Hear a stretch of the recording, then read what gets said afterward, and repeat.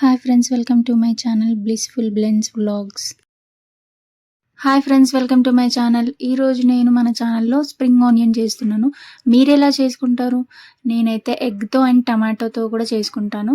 Egg అయితే పిల్లలు పెద్దలు అందరూ ఇష్టపడతారు కదా, సో ఇలా కానిచ్చేద్దాం ఈసారి.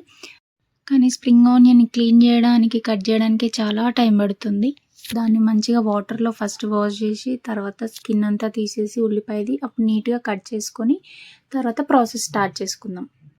ఇప్పుడు స్టవ్ ఆన్ చేసుకొని ప్యాన్ పెట్టుకొని ఆయిల్ పోసుకొని, ఆయిల్ వేడైన తర్వాత జీలకర్ర ఆవాలు వేసి కాస్త ఫ్రై అవ్వాలి. చిట్పట్మన్న తర్వాత ఆనియన్ వేసుకొని లైట్గా ఫ్రై చేసుకోవాలి. ఆనియన్ కూడా లైట్ పింకిష్ కలర్ వచ్చిన తర్వాత అల్లం వెల్లుల్లి పేస్ట్ అండ్ పసుపు వేసి పచ్చి వాసన పోయే వరకు ఫ్రై చేసుకోవాలి. అప్పుడు మన స్ప్రింగ్ ఆనియన్ ముందుగానే కట్ చేసుకొని పెట్టుకున్న స్ప్రింగ్ ఆనియన్స్ వేసి కాస్త ఫ్రై చేయనివ్వాలి.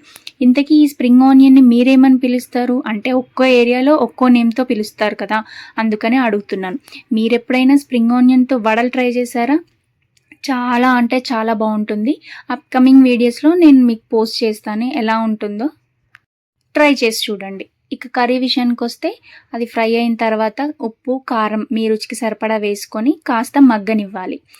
స్ప్రింగ్ ఆనియన్ ఫ్రై అవ్వడానికి ఎక్కువసేపు పట్టదండి, అందుకే మన ఫ్రైడ్ రైస్లో అలాంటి వాటిలలో జస్ట్ పైన స్ప్రెడ్ చేస్తారు అంత కర్రీ అయిపోయిన తర్వాత.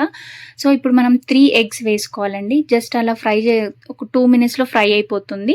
ఎగ్ బుర్జీ లాగా ఫట్ ఫట్ ఫట్ మనం కొట్టించేసి ధనియాల పొడి వేసుకొని ఒక 2 minutes మగ్గిస్తే సరిపోతుంది. మన స్ప్రింగ్ ఆనియన్ కర్రీ రెడీ అయిపోయినట్టే అండి.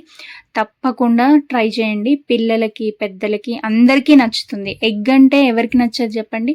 సో తప్పకుండా ట్రై చేయండి. నా ఈ వీడియోస్ మీకు ఎలా అనిపిస్తున్నాయి? నచ్చినట్టయితే please do like, share and subscribe to my channel blissful blends vlogs.